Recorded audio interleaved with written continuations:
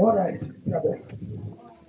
Sizofunda incwadi uJohn 3, Izenzo 1.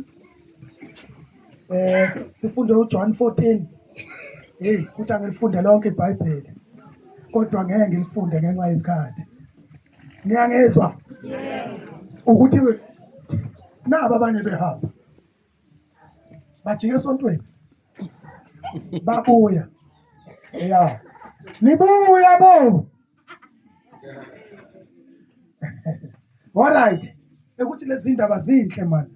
Zimnandi ngizizwa ngedwa yini? Nani ngiyasezwa? Hayi bo bathandwa. Hayi bo bazalwane kahle.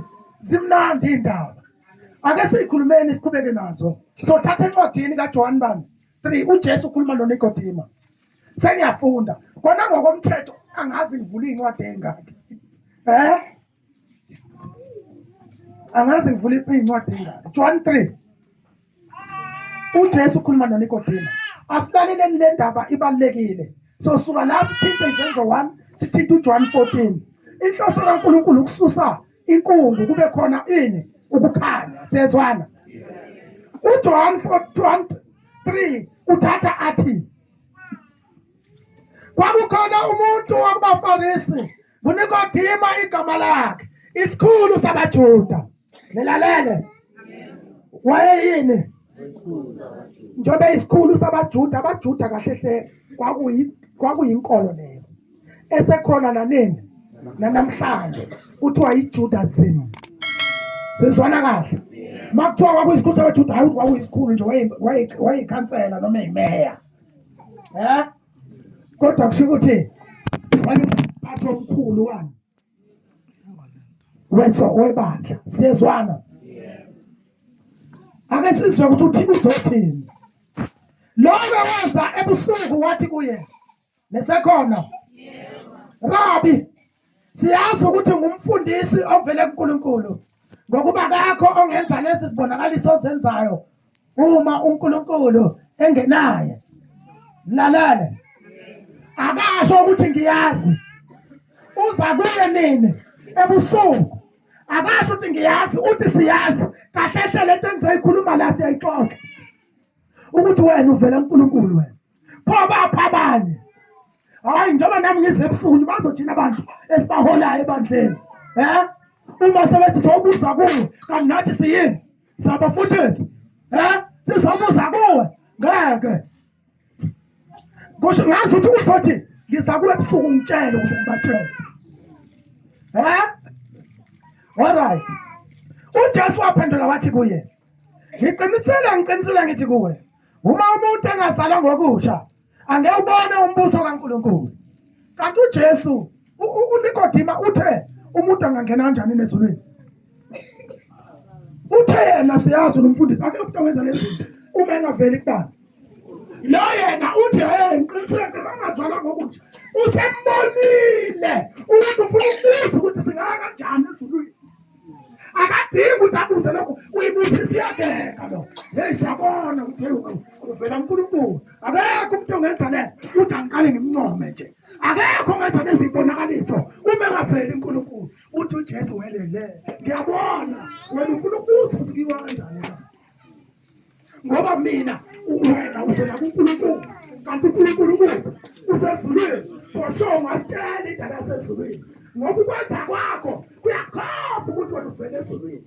Kanti thina sonke lesikhathi sikholwa nje sifuna uyaphi ezulwini. Manje akavela qonda kano bengithi akusehlise lapha Nkosi. Ngibuza ukuthi awusitshele manje kuwa kanjani. Manje usabuthi uzobuza kuqaphi phela. Yabo usangithi ngitshele lo. Ngikho ukuthi lapho usho nje ngingaka mina.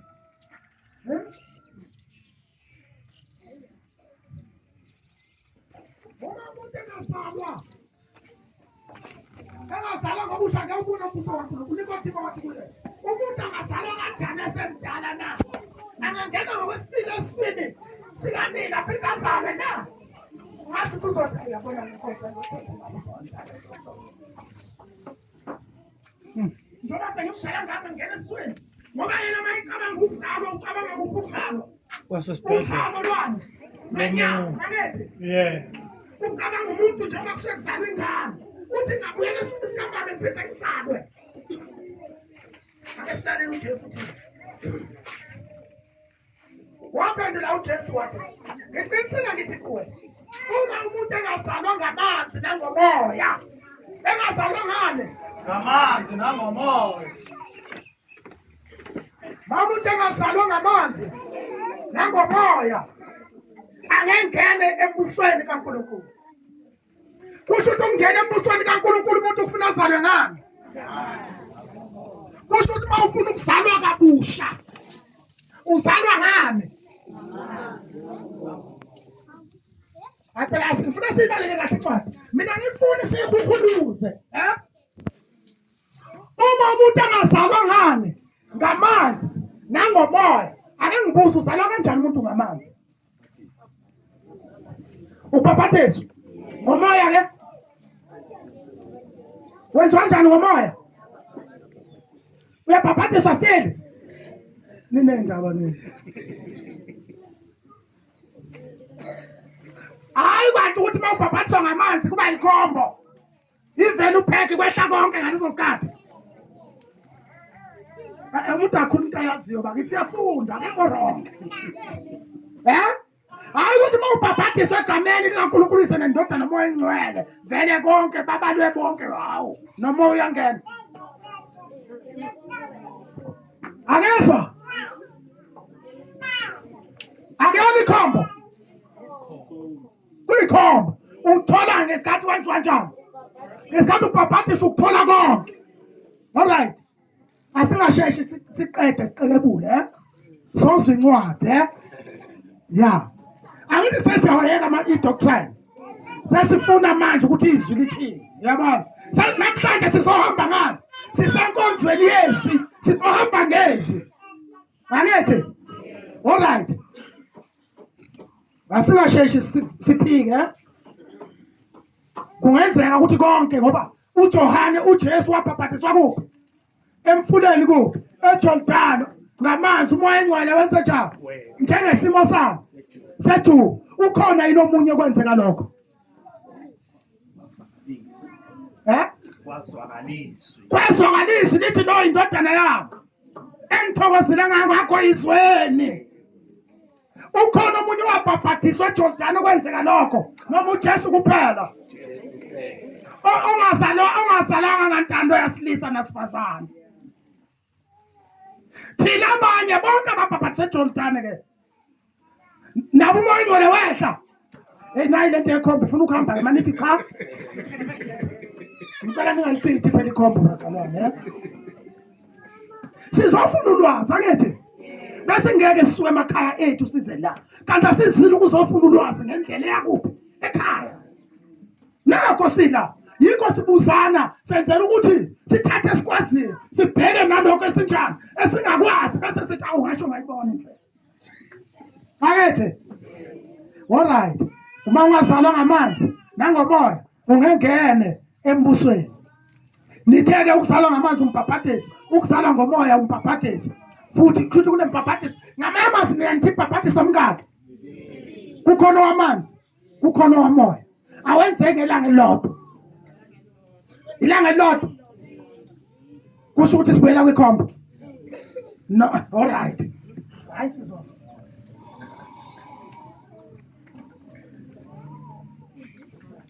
Usekhona bakukhumbula ngivale. All right. Nalokho kuzalwa ngumoya, okay, uthini la? Ngiqinisela ngithi kuwe. Uma umuntu engazalwa ngamanzi nangomoya akangene embusweni kaNkulunkulu. Lokho kuzalwa inyama kuyinyama. Nalokho kuzalwa ngumoya kungumoya. Ungamangali uma ngithi kuwe. Nimele ukuzalwa ngokusha. Umoya uphephetha lapho uthanda khona. Uyaluzwa udungo lawo. Kodwa ukwazi lapho uvela khona nalapho uya khona. Banjalo bonke abazelwe ngomoya. Nikodimo waphendula wathi kuye, lokhu kwenzeka kanjani na? uJesu wathi kuye, wena ungumfundisi kaIsrayeli ukwazi lokho na? Okungukuthi kuyenzeka ube ngumfundisi kodwa le ndaba unjani? Ungayazi. Asambeni kuzenzo 1. Kusho ukuthi akurong. Yeah? Kuyenzeka ube umfundisi kodwa le ndaba unjani? Ake sihambeni kwizenzo 1. Vula. Zenzo 1 manje.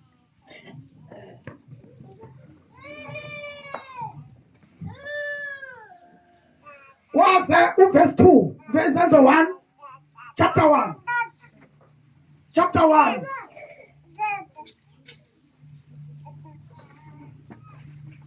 Chapter 1.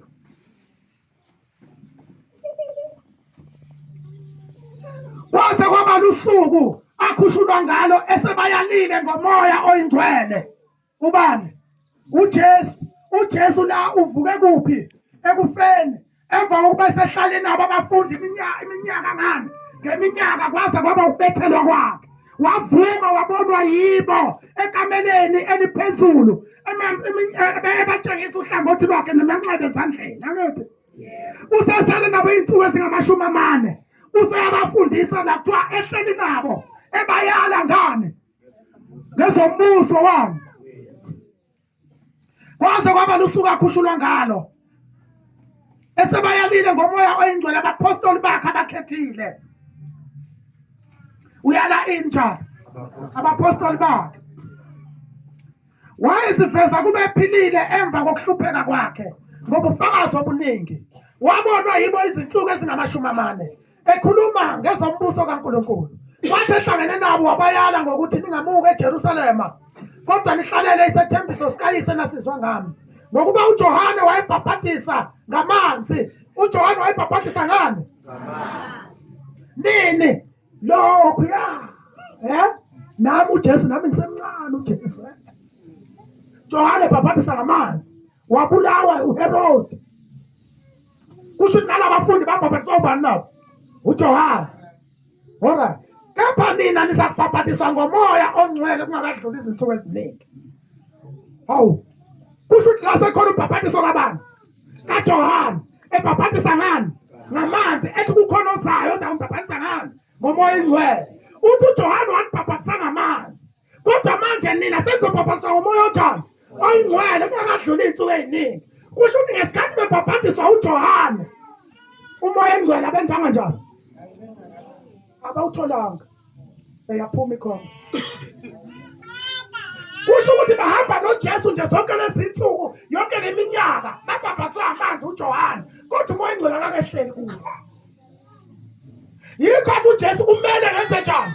Ngenyuka ukuze ngiyomcelela omunye umthokozisa umduduzi umoya weqiniso ngoba akekho kubo bonke kodwa sebabhaphathisiwe ngani? Ngamanzi. Hayi kusho ukuthi awehlike ngesikhathi ubhaphathiswa ngamanzi. Izenzo 8. Izenzo 8. Asambe. Izenzo 8. Ngihamba nawe manje. Sewunami.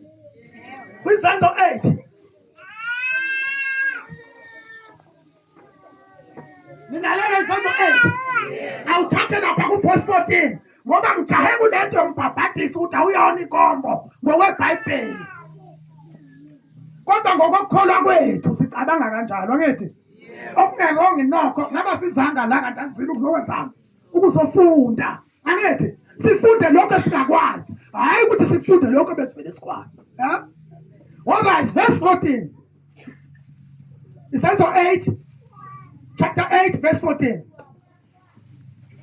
Chapter 8 verse 14. They told. Number 1. Kwathi ukuba abapostoli baseJerusalema bezwa ukuthi iSamaria linamukele izwi likaNkulunkulu bathumela kubo uPetro noJohane sebehlale khona babakhulekela ukuba bamukele umoya oyingcwele ngokuba wayengakehleli nabo yedwa kubo kodwa base bebhaphathisiwe egameni lenkosi uJesu kuphela khona babeka izandla phezu kwabo base bemukela umoya oyingcwele. Nisalalele abapostoli bakuphi? baseJerusalema bayazi ukuthi iSamaria salinjani, saliphendukile, inhlazatshe sayani muphendukile. Abapostoli bayehla bezaphi? eSamaria. Kuthiwa bafika babakhulekela ukuthi benze njani? Bamukele umoya oyingcwele bebabeka izandla ngokuba babebhabhadisiwe egameni likaJesu ngamanye amazwi ngamanzi, ngoba libhabhadisi lona lilodwa kodwa kusuke kwamanzi lawo. Bafika babakhuleka bamuke ngoba babhabhadisiwe ngamanzi kodwa akwenzange wenze njalo umoya ingcwele wehlela. Kwabizwa ukuthi kulanda abapostoli eJerusalem. Niyangezwa? Ngiqhubeke Zenzo 10. uKhoneliya indoda ekholwayo nayo kuthiwa yayithandaza amahora yabela abampofu kwaze uNkulunkulu wathumela ingelosi. Mayifika ingelosi ithi Khoneliya ngicela uyifundele manje Zenzo 10. Phela mina sengiqeda iBhayibheli bengishilo ngizoqeda. Kungcono ngisale sengilisho manje wena bhala uthi uNkulunkulu loba ngokubala amazwi athembekile futhi aqinisile. Nami ngithi loba ngoba ngizokhulunywa amazwi namhlanje. Nesangilale Izenzo 10. Indoda ekholwa uKhoneliya kuthiwa yayithandaza ihora nehora yabela abampofu izipho yenza konke kuthi uNkulunkulu ngelinye ilanga wathi ayekho umuntu engamthumelela leya ndoda ngoba ikholwe kakhulu, ngizothumela ingelosi. Yafika ingelosi ngeshora leshagalolunye yathi Khoneliya ukukholwa kwakho kunyukele uNkulunkulu njengesikhumbuzo. Uthi angizokutshela thumela eJopha endlini yomshuku kuSimoni umshuku weyikhumba. Uma ufika khona kunendoda uSimoni kaJona lapho uPetro umpostoli akethi wathi uyibize leyo ndoda khona ezakutshela khona. Nangempela amadoda ahamba eJopha amfica uPetro abuya naye. Kuthi uPetro sefikile ngoba uNkulunkulu ukhola kwale ndoda uthi kunyukele njengesikhumbuzo kodwa ayikho into engakusiza ngayo. Ney'ngilosi zithi akho into esingakusiza ngayo. uNkulunkulu usithumile nje sikutshela umpostoli. Umoya engcwele ayikho indlela mfowethu noma ungathandaza ihora nehora ngeke umthole. Hamba ulanda uPetro wena eJopha. Thumela amadoda ngoba uyisikhulu. Kuthiwa wahamba Izenzo 10 nifundele. Walanda abantu. Umpostoli Petro esefikile. Kuthiwa wathi esashumayela ngoJesu efakaza ngokufa nokuvuka kwakhe nokuthi insindiso yeza ngaye kuphela. Nguye kuphela unyana kaNkulunkulu oyinto othandiweyo. Kuthiwa ngamasinyane uNkulunkulu wathulula umoya engcwele. Uyakuphela ungabekwanga izandla ngobani? Ngoba uPetro naye uya lapha yana uqala ubona indwangu eneyilwane enwabuzelayo lithi sihlaba udle uthi angudli lokho mina Nkosi ngoba abaJuda babecabanga ukuthi ivangeli kaKristu nabo. Manje lo wayengayena umJuda. Wayengeke asibeke isandla ngoba wayesaba abanye abapostoli. Uthi mayefika uthi uJesu hlaba udle manje ungasho kanjani uNkulunkulu ahlambile kulungile kungcolile. Uma eqeda wayesiya understand uPetro kufuna ngiyoshumayela kwabanjani kwabezizwe. Uma efika wathi esakhuluma ungazi ukuthi uJesu ngiyazi ukuthi vele ngeke umbeke izandla ukuthi asimjuda. Uthi akasokile ngizowehlisa ngoba usukhona. Ngoba wena mpostoli wami usunjani usukhona sengizomnika umoya onjani oyingcwele. Inkinga yami bengeke bengeke abapostoli ngoba manje ngamnika uKhoneliya uyayithandazela ebehamba etshela abantu athi ngokukhuleka nje umoya engcwele uyawuthola. Athi nangu ngabe namhlanje sathiwa nangu uKhoneliya wathandaza umoya engcwele wehla. Abadingeka abapostoli uthi ehamba umlando ukuze bangazungikambela amangisi kulwane zakusasa. Sithi umoya engcwele siwuthole ngokukhuleka. Azazi ukuthi akabonakalanga umpostoli nomoya engcwele awukho ukuthi uyakholwa nje ukuthi unaye. Ngiya kuJohn 14. Benithembise ngoJohn 14 angethi asiyena uJohn 14. Nisalithanda ilizwi leNkosi noma senesuthi? Ngiqhubeke. Awushithi lukudla okondla umoya. Lukudla okondla umphefumulo. Uyabona akusutheki. Ngoba lesi sisi somoya akusona senyama. Singabe sigcwaliswa yini vele? Asikho limited. Hayi asiqhubeni incwadi. John bani? Bathandwa. Ngiza kuJohn 14. Anisibona izinyembezi. Kodwa ngilisize emoyeni wami. Niyangezwa? Ngilisize. Ngidabukile. Yindaba ngidabuka. Iyodwa mina into engikhathazayo kuphela ukuthi ngiyazi ukuthi sonke sikhona sisazokwenza njani. Sisazodlula.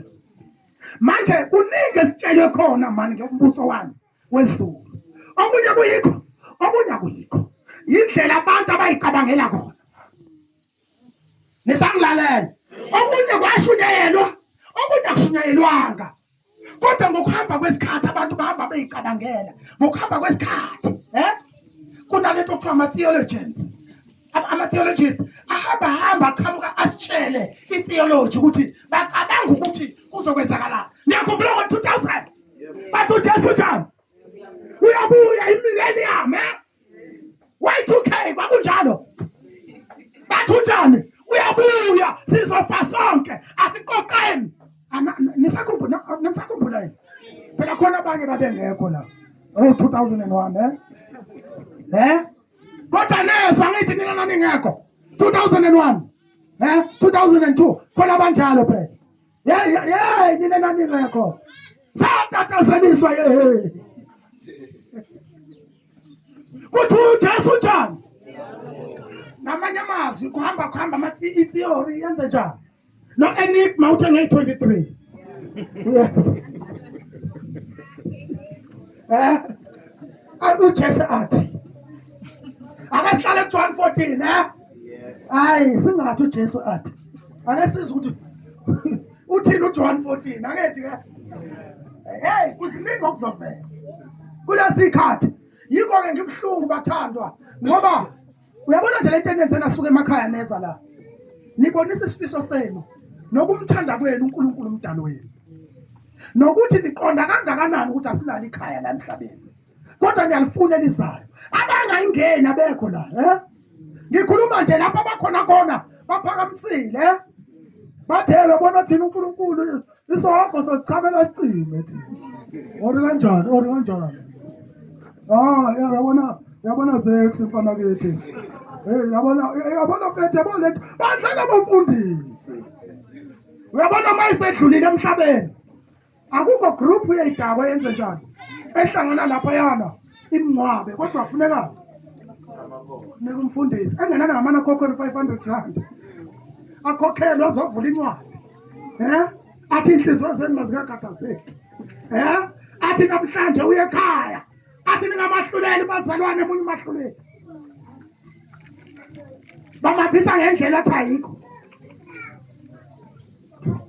Cela sifunde John 14 ngoba nina niyamesaba uNkulunkulu awu kodwa bomama bobaba awu bodadewethu Sunday school ngiyanibonga kakhulu awuvalo lwenu sengathi ningaba nalo njalo nibusisiwe nina ninjani enesaba uNkulunkulu siyezwana nangu John 14 engithi ngimfunda nje inhliziyo yami njani ikhandle ikhathazekile ngenxa yokuthi abantu abaningi bafuna ukuya ekhaya kodwa cela sifundeni sizwe bazalwane ngizocela ukuthi nonali iBhayibheli knife abheke ngizocela ukuthi kungabi mina ngifuna ukuhumusha iBhayibheli angifuni ukuthi malithi igama uJesu wayesesikebheni lele abafundi bakhe bamnyakazisa sekunesivunguvungu somoya bathi inkosi vuka safa bese oshumayelayo athi ulalela haleluya basalon uJesu basanangikwazi isivunguvungu obhelene naso mhlawumbe unenkinga emshadweni wakho yazamazama mhlawumbe angazi ukuthi yini umkhumbi wakho kuwona angiyazi inkinga yakho leyo nkinga ngithi memeza inkosi futhi inkosi uthi inkosi vuka safa mhlawumbe usebenzi ngikhuluma nomuntu ongasebenzi namhlanje ngikhuluma nomuntu ubaba usekhona kabuyi ngithi futhi inkosi imnandi lento yemotivator kodwa ushinto ipractice ekhaya ukuze baqinise athi mhlawumbe ngikhuluma nomuntu ophethe intambo ngithi ungazibulali futhi inkosi kuleyo nkinga anginandaba nezivunguvungu obhekene naso kodwa ngithi vukisa futhi inkosi uthi inkosi safa vuka uyayizwa le ntshumayelo ube bengithanda bengingaqala yona nginishumayeze nihambe nijabulile nimotivated kodwa ngizokhuluma kwahlukile ngizonitshela ngezombuso wami Ngoba mase ngikutshelile ukuthi inkinga yakho nayo inkosi vele inkosi iyasiza. Nayo inkosi vusa inkosi ketha inkosi. Mukela inkosi namhlanje. Nangempela ukwenze konke lokho ngenhloso yokuqeda inkinga zakho bese uyafa. Ngitheni ngombuso wezulu? Ngithe masufa bekukusize ngani? Namhlanje nizofunda ngosindiso lomphefumulo. Nizofunda ngokuthi manidlula kule nyamba niye ekhaya. Kodwa ngizobuya ke sizokwenza imotivation intshumayelo esamotivate ukuze ngoba inkinga vele sinazo singamthanda umfundisi oshumayela kanjalo. Kodwa ngingapheli isonto singakhuluma ngombuso wezulu. Uhambe njalo nje esontweni. Maqedane. Bese siyeza. Sizoshaya leyo nto. Sithi phosa ngenhla uzamukela ngezansi. Athi ke uTimotheu kunensuku ezinzima abantu baba ngabathanda imali kunokuthanda uNkulunkulu. Hayi ningayilethi la. Uma nike nayiletha ngoba seningikhokhele. Kanti mina ngizozama izulu. Ngifuna ukuthi mangilala ngifike ekhaya. Mani ngikhokhela nina kusho ukuthi umvuzo wami sengiwutholile.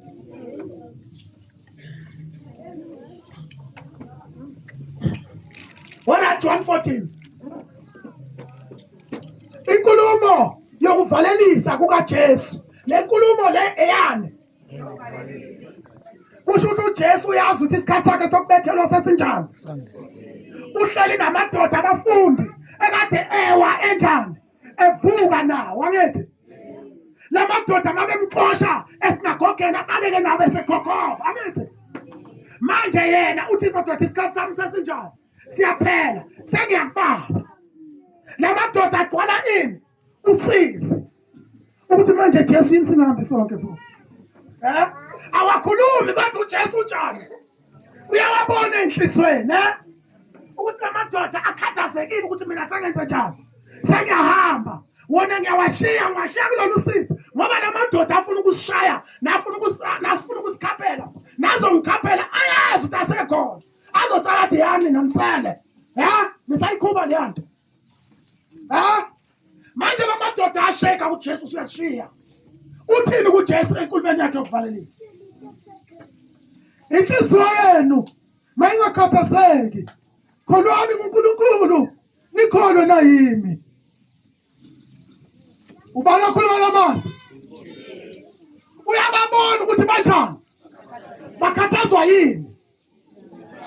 Ukuthi yena uthi uyahamba. Uthi umbuso waleli sesonto. Kumele ndoda nomuntu bethele ikashelo. Kodwa mina sengiye ekhaya kubaba. La khona athi nigodima siyazi ukuthi ngifela khona usitshele soya kanjani. Utshela labahamba nabo. Manje labafisa ukuthi ungashiyi. Kodwa manje ngathi asambeni soshawa phela. Akekho ungavuma.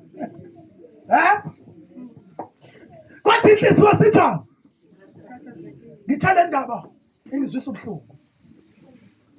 Kodwa uzosuthi kanjani angithi? Inhliziyo yenu uma ingakhathazeki, kholwani kuNkulunkulu nikholwe na yini. Ekhaya lika baba kukhona izindlu eziningi.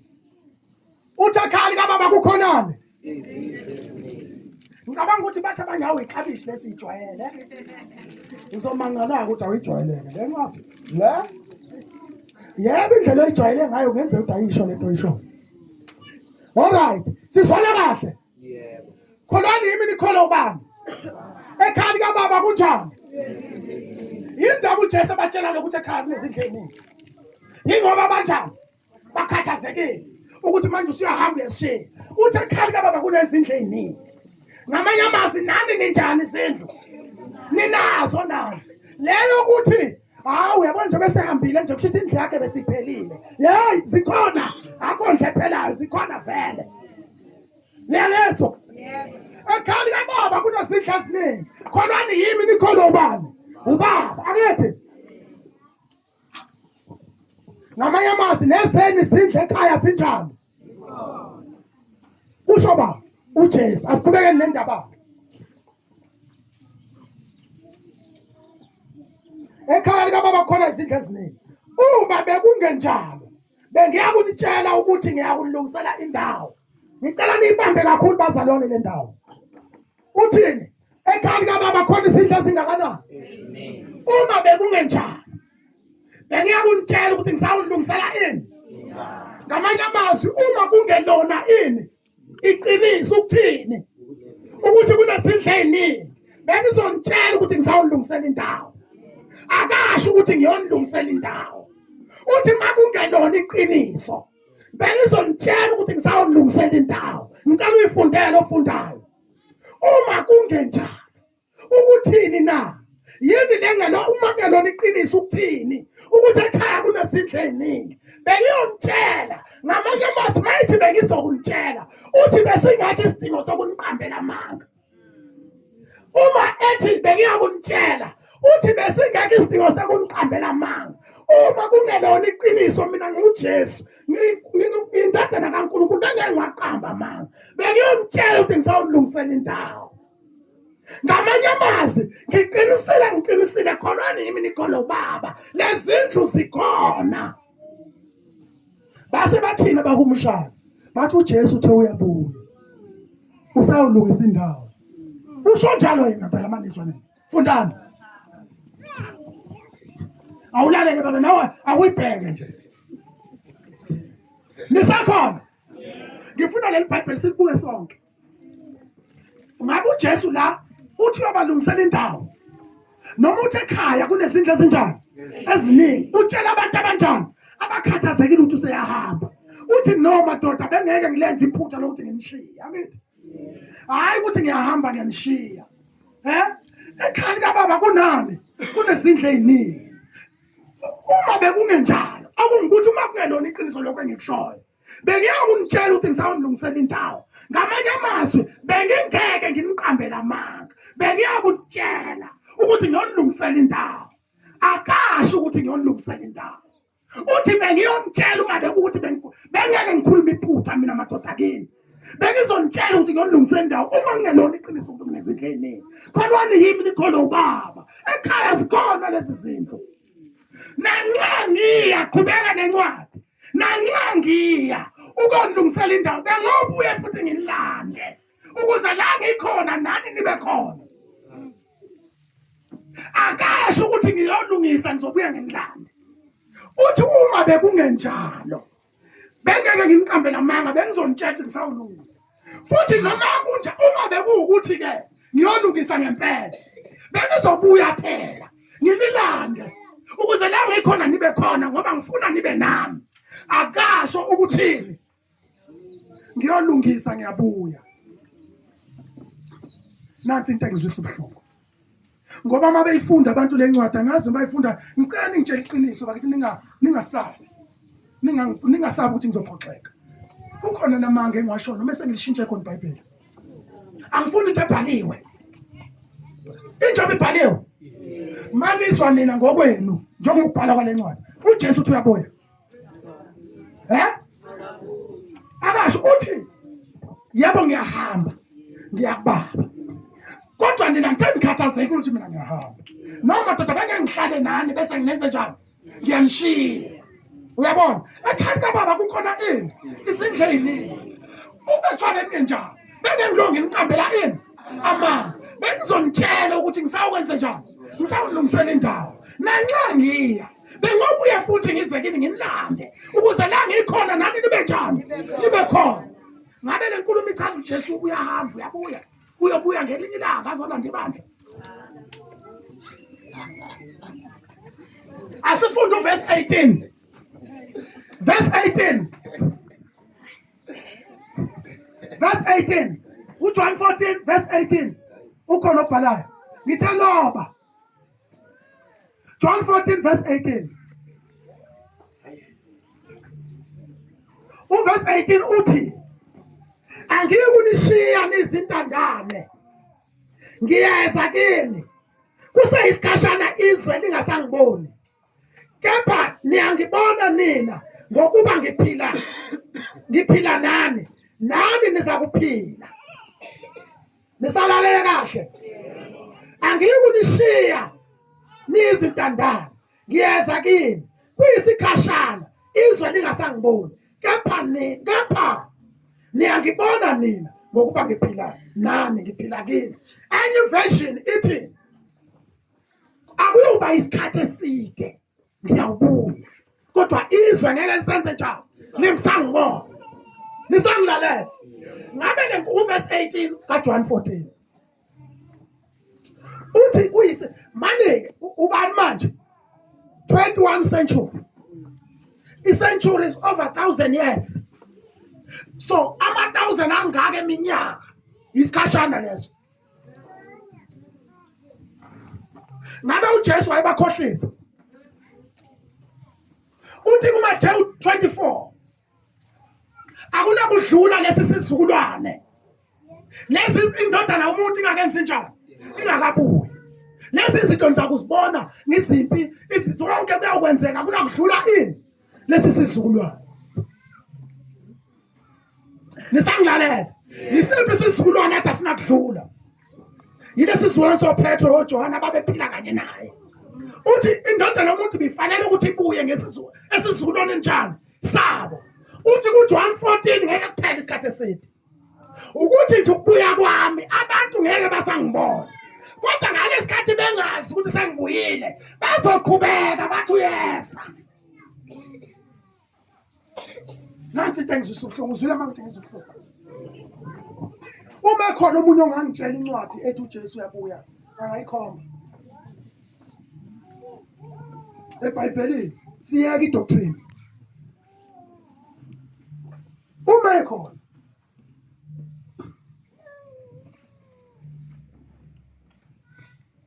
ukhona enkonzweni ongangitshela ukuthi yiphi. Uma uJesu kungesiko lokho athi isikhashana madoda ngiyobe senginani kodwa ize ngeke sangibona. Isiphi leso sikhashanyana na? Angithi uJesu wabulawa, wafa, wavuka. Emva kwalokho wahlala nabo iy'nsuku ezingama-40. Emva kwalokho ukuthi madoda umoya ingcwele unjani uyeza. Ngisacela ukunifundisa-ke. Nisangilalela? Angiqonde yami uzondida esontweni, angithi?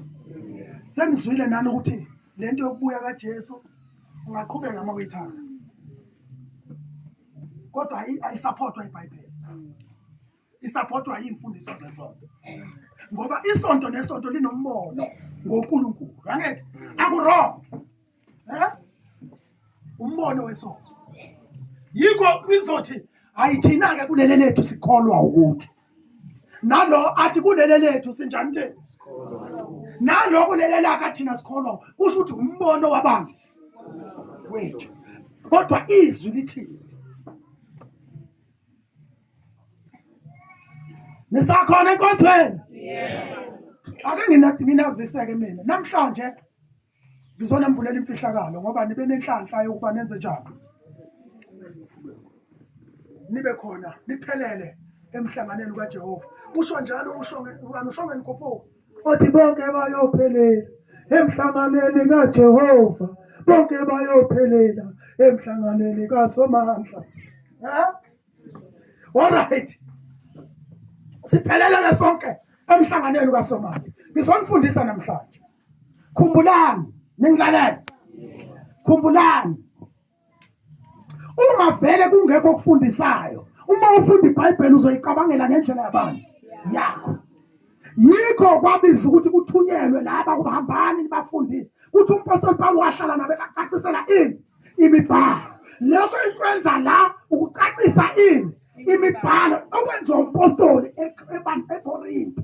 Eshumayela eKorinto wayebacacisela imibhalo ngoba yena ubhalile encwadini yakhe uthi bayafunda kodwa bafikelele ekulazini iqiniso.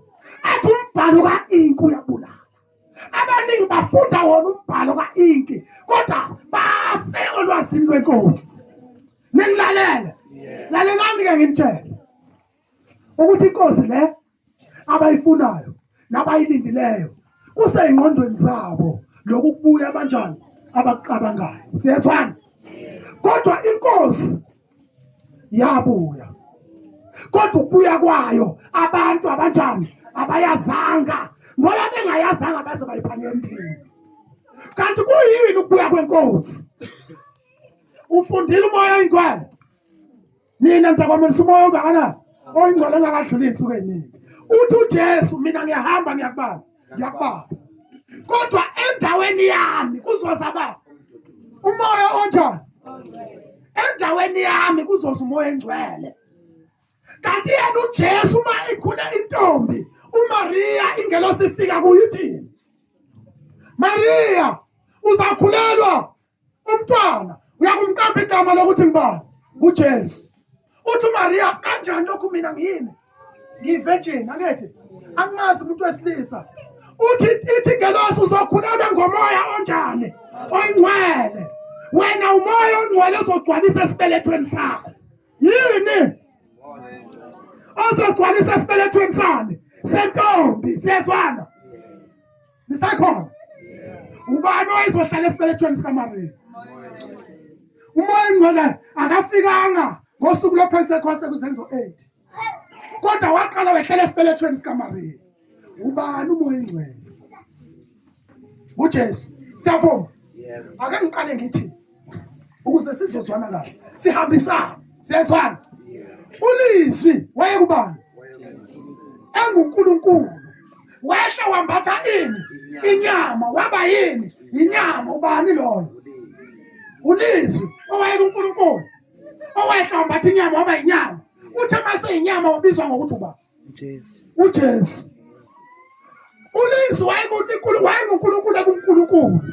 Wehla wambatha inyama. uNkulunkulu wehla waba semhlabeni wambatha inyama. Wahamba njengathi. Kodwa waqanjwa igama lokuthi ngubani?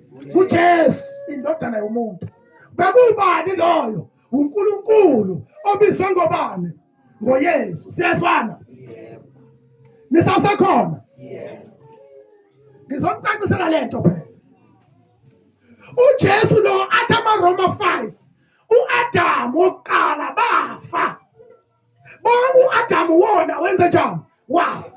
Bonke abazele wesilisa nesifazane bazele ngozalo lukaBaba.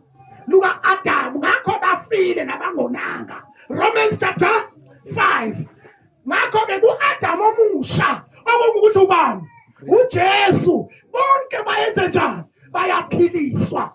Ngoba uAdamu oqala bayafa. kuAdamu omusha onguJesu banjani? Bayaphiliswa. So uJesu wayenguAdamu okungukuthi lesisizukulwane esikholwa nguye sizelwe nguAdamu onjani? Omusha. Kuye abasafi kodwa kulo oqala bafa.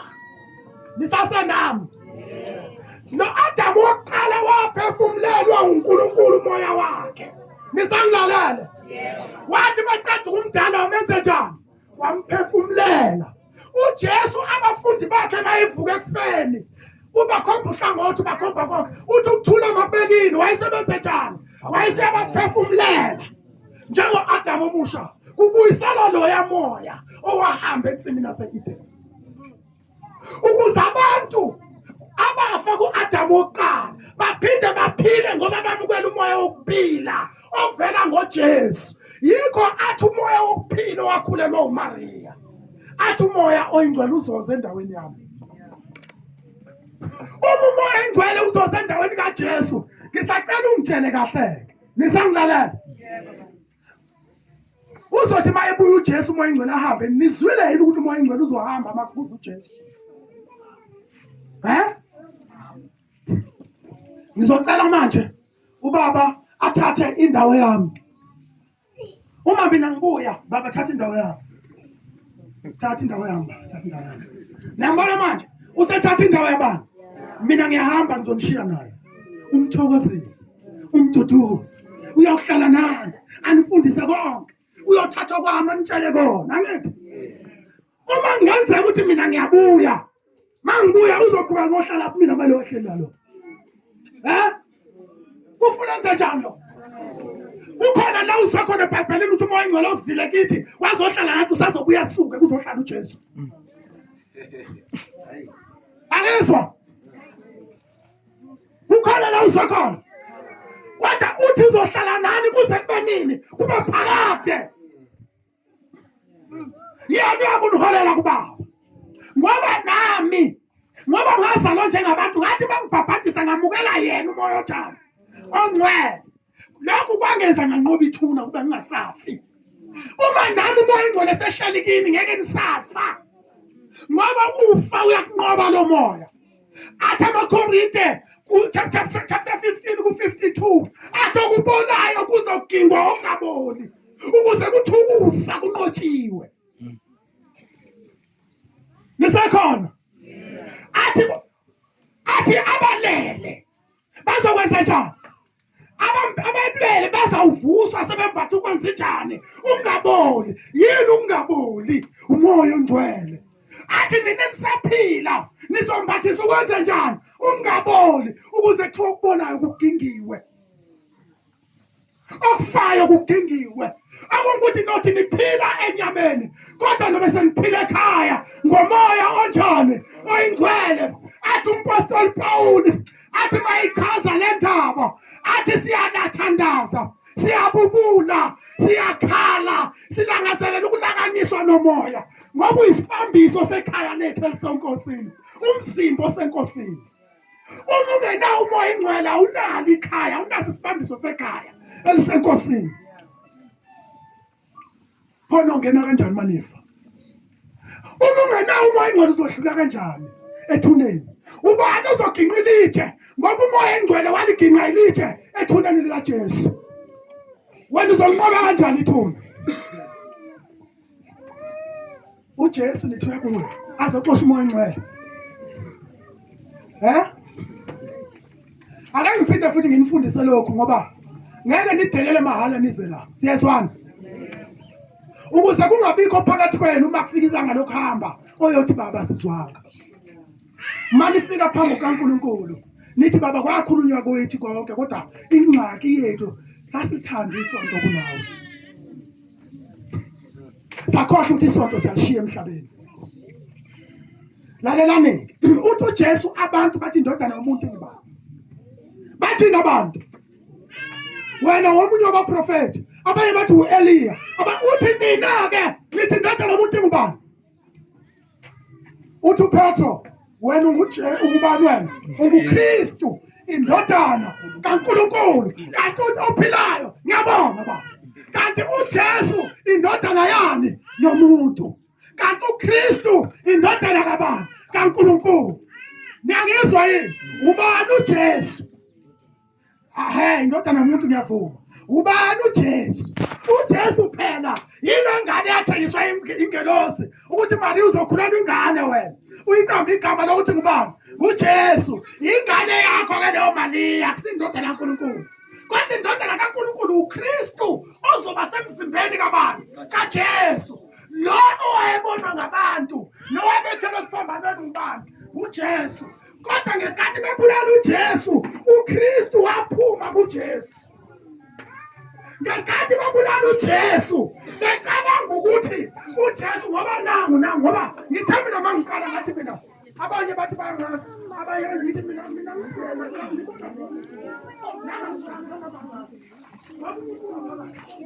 uJesu Kristu wayengaphakathi. Bona abantu